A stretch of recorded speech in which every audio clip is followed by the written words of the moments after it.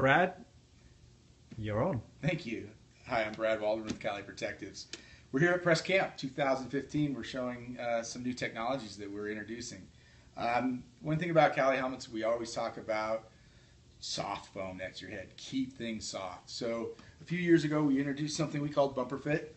This was something we put in our Moroccan helmets.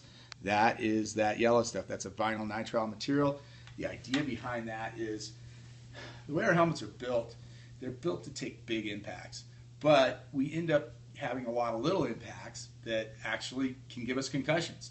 So we believe in reducing those small hits as well as the big hits. We want to hit the full spectrum. So we've been working with some different materials that do several things. So you see these things that we're calling Bumper Fit 2.0 or Blue Goo things, which we like that name. That's pretty cool. I think we might change it. Anyway, so what we do with these is we line our helmets with them. This is a new helmet that we've introduced. This is an Aero helmet. We take the lining out? Yeah, we take that lining out, and you can see these things all over the place. It looks like Lego. Not bad. Close. I like that. Yeah, they're ellipses, but yeah.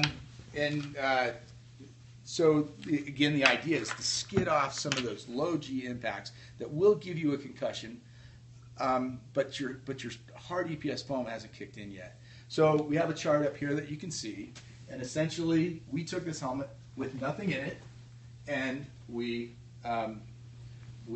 tested it at a low impact, not the high impacts that we do on other for the high G impact, and we got 110 Gs. Now you come over here. This is the results with another leading anti-rotational system and a second anti-rotational system, but here's where it becomes important. This is with the Blue Goo. So with the Blue Goo, we reduce those G-forces by 12% or so. So awesome. We have to put softer stuff next to your head. We take away those hard impacts. The next part of this is a little bit tricky. There's a lot of discussion about rotational forces in helmet building right now. What's happening is when you hit the ground at an angle, your head spins. And inside your head, your brain rotates and different layers rotate at different rates. Those layers are connected by axions. Those axions stretch and break. They don't fix themselves. It's not like when you cut yourself and your skin regrows. These axions break, they're done. But we have a lot of them, so we rewire ourselves. But multiple breaking of these axions adds up.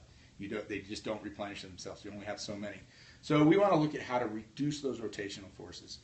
What these blue dots do in the ellipse form is when they hit, they roll over, they fold. That slows the rotation that's happening inside your skull. So we did some testing. We took the same helmet up here in this graph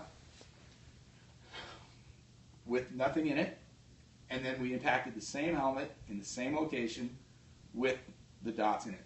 So this is radians per second. That's a measure of how many radians and how quickly it rotates. And in this spot, we hit it at 50 centimeters, and we reduced the amount of rotational forces or torque forces from 4,200 to 3,400. So that's 20-25% reduction in the amount of force your brain is spinning at. So we went along at different spots of the helmet, different heights, and what you see is an average of about a 25% reduction in torque forces and what's happening inside your skull and your brain spinning around. We just want to keep it in one place and not break those axions. And I'm going to zoom into what you got on your table there. Yeah, lots of good stuff. Which has been freaking me out since I've arrived in the room. Right here is, if you take it apart, the best representation yours, you can find. Is it yours? You better believe it. Yeah, I'm talking from it right now. This is the best representation of what your axions would look like here in the two different sets of matter, and that's where you can see the separation. Stringy groups of wire bundles, if you will. Okay. Yeah, and your brain just reroutes it until it can't reroute anymore. So.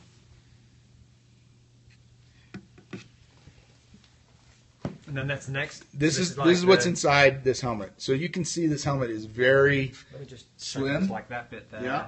And What then that has, covered. yeah, and we can come back on the back side. It's got cones on both sides. Mm-hmm. So it's got these geometric shapes. This is a special material that we've been working with. It is an acrylic base with a nanofiber, and it's recoverable.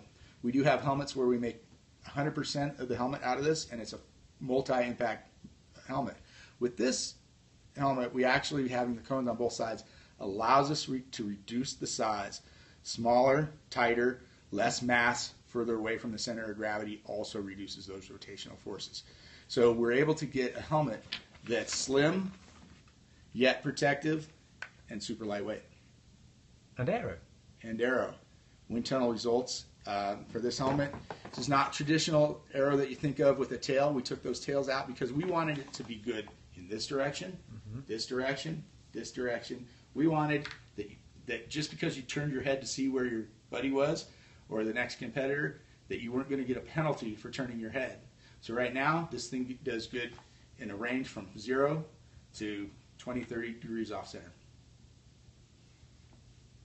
Brill, thank you. Thank you. I'm going to zoom into the blue goo again. Now, what's the technical name of this stuff? Well, it's made by a company called Armor Gel. It's their secret sauce formula.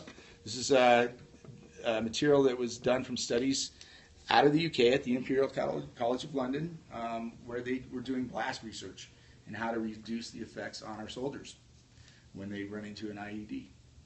And we call it Bumper Fit 2.0. Cool. Thank you very much. Thanks for having us.